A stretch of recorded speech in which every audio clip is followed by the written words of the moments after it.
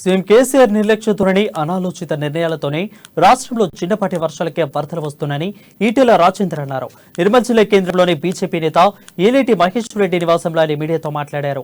వర్షాలు కురుస్తున్నాయని ప్రజలు ఇంటికే పరిమితమై చేసిన కేసీఆర్ అధికారులతో సర్వే చేయించడంలో విఫలమయ్యారని అన్నారు.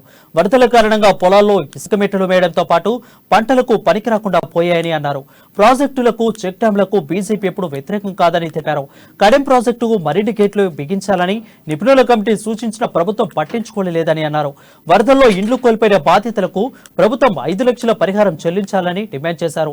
వరదల కాలంగా నష్టపోయిన బాధితులకు తక్షణ సహాయం కింద 25,000 రూపాయలు అందించాలని అన్నారు. సదర్ మాట మీద కూడా 10,000 సంఖ్యలో చట్టాలు కట్టినట్టుగా వాళ్ళు చెప్తారు. సదర్ మాట కాలువ 3 దిక్కుల గండుబడి 12,000 ఎకరాల పంట పొలాలు ఇవాళ అగమ్య గోచరంగా పంటకు నీళ్ళు వస్తాయని తెలియపరుస్తుంది.